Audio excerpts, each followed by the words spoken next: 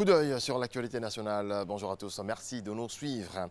L'échangeur de l'amitié ivoiro-japonaise, ouvrage financé par le gouvernement japonais situé au carrefour Solibra, sera inauguré le 16 décembre prochain. L'annonce a été faite hier par le ministre Sidi Timoko Touré, porte-parole du gouvernement, au terme d'un conseil des ministres présidé par le chef de l'État ivoirien, Alassane Ouattara. La nouvelle gouvernance dans les hôpitaux, présentation de la frontière maritime entre la Côte d'Ivoire et le Ghana, des sujets également abordés lors de ce conseil.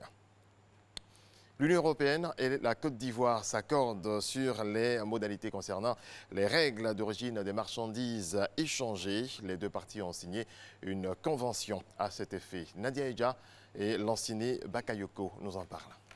Si aujourd'hui on devrait payer des taxes, ce que l'accord nous permet de ne pas faire, ça veut dire que le cacao qui sera exporté vers l'Union européenne serait taxé.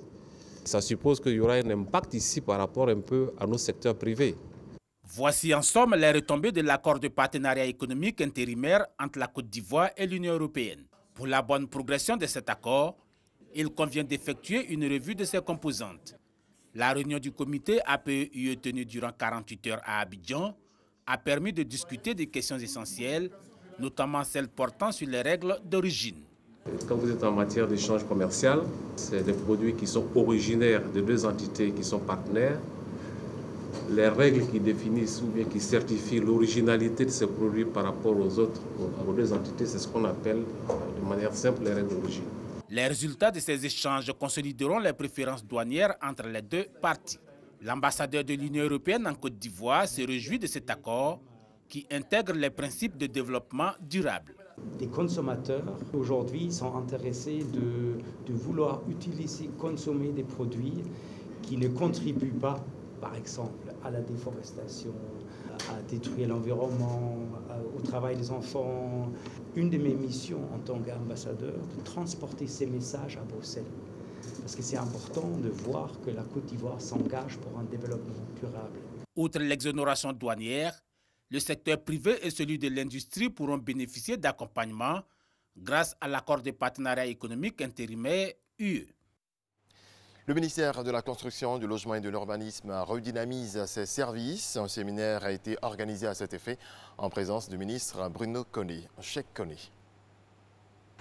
Renforcer les capacités des services territoriaux en matière de déontologie et d'éthique, faire le bilan des activités afin d'élaborer le projet de plan stratégique de développement des services du ministère de la Construction, du Logement et de l'Urbanisme intervenant à l'intérieur du pays. Tels sont les objectifs de ces états généraux qui ont permis de lever toutes les équivoques dans la gestion foncière urbaine.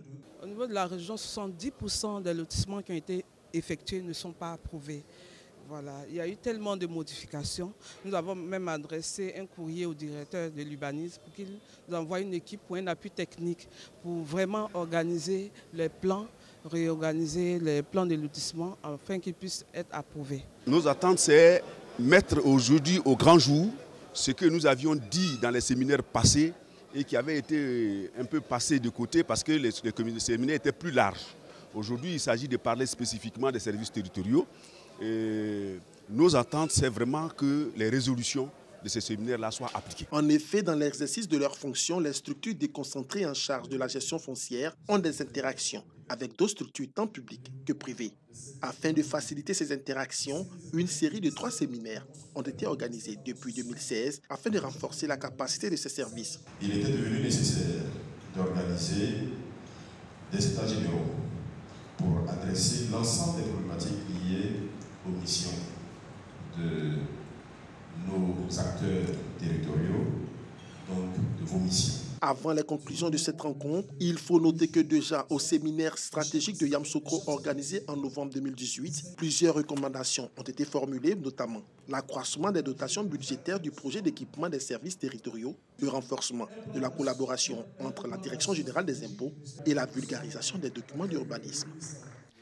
Après sa sortie officielle réussie lors de la visite du président de la République Alassane Ouattara dans le handball, la police spéciale de la sécurité routière a reçu mardi les encouragements du ministre des Transports, Amadou Koné. On fait le point avec Abou Sanogo. Sa première sortie officielle dans la région du handball à l'occasion de la visite d'État du président de la République Alassane Ouattara. Elle avait pour mission de sensibiliser les usagers et prévenir des accidents de la route. C'est la toute nouvelle unité dédiée à la sécurité routière. La police spéciale de sécurité routière, rattachée au ministère des Transports, qui a reçu la visite du ministre Amadou Koné, venu la féliciter pour la qualité du travail effectué dans la région du Hambol.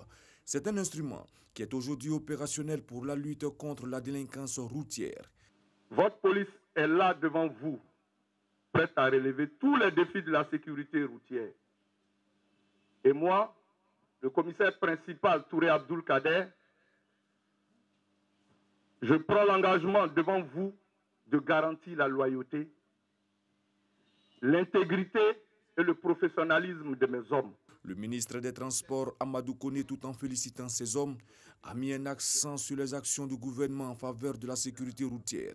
Puis, il les a invités à se mettre au-dessus de tout soupçon. Les véhicules que vous voyez font partie intégrante du système de transport intelligent. Donc nos amis qui ont utilisé ces véhicules ont vu que ces véhicules étaient dotés de terminaux capables de lire des permis de conduire et bientôt qui seront capables de lire des plaques d'immatriculation. Nous allons continuer à travailler pour que cette unité, qui est une unité importante, soit une unité au-dessus de tout soupçon. Cela nous paraît important. Que cette unité fera son travail dans la rigueur et que cette unité permettra de sauver des vies humaines. La police spéciale de sécurité routière est dotée de 10 véhicules et 10 motos et comprend une cinquantaine de policiers pour mener à bien sa mission, à savoir assurer une bonne visibilité de cette nouvelle unité dédiée à la sécurité routière, faire la dissuasion et lutter contre la délinquance routière.